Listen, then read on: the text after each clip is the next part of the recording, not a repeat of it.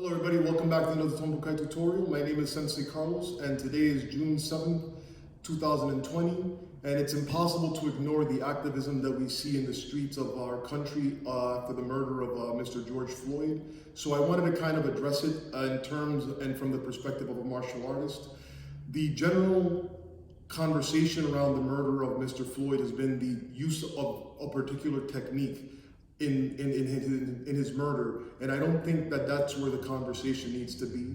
I think intent and indifference to human life is where the conversation truly needs to be.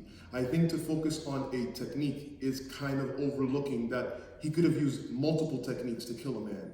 From an early age to a later age, and regardless of ability or strength, you're able to injure another human being. So I think to focus on intent and again, indifference to human life is where we need to focus. So first of all, Black Lives Matter and systematic racism is a very, very real thing that we all experience.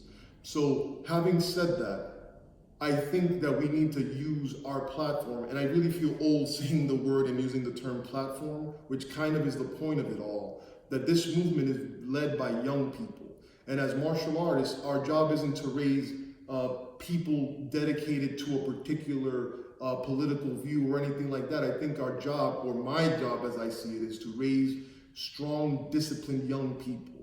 And to say that the movement doesn't have a direction or a set of goals is also incorrect. The Black Lives Matter has a website, and you can look up what their personal policies are and the directives and initiatives they're trying to push forward. The only one that I'm going to address right now is the defund the police movement. To say defund the police doesn't mean that you are anti-police. It means that you are anti-militarization of the police. I think I can speak for everyone. I don't know the name of any patrolman that goes up and down any of the streets that I've ever lived on. We need to humanize the people that are in most need of help in our communities.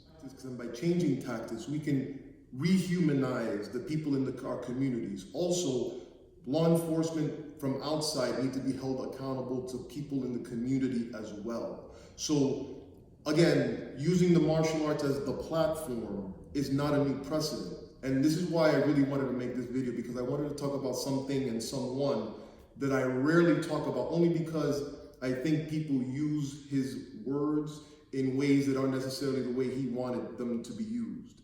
And that's Bruce Lee.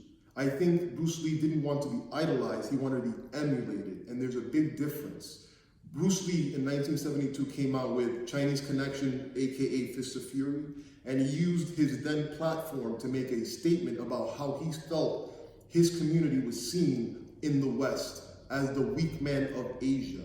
Where he walks into the Japanese dojo, that's what the sign says, weak man of Asia. It's a slur, and he returned it in kind to the Japanese dojo. So this sense of, well, we're martial artists, we work with law enforcement, we have nothing social to say is incorrect. You can also ask the late Jim Kelly, well, you can't ask Jim Kelly, but Vic Moore, who's still around, and Steve Sanders. These were activists in our community that got together to make a statement about what they saw that was wrong in our community as martial artists. So in conclusion and kind of wrapping everything up, my general statement is, as the person that is in charge of the standards of Tombo Kai, we are open to people of all backgrounds because we can be culturally diverse. But ideologically, we cannot be diverse in a sense where we're going to violate the rights of other people. That's not what I'm about, that's not what we're about. So that's my statement in terms of that.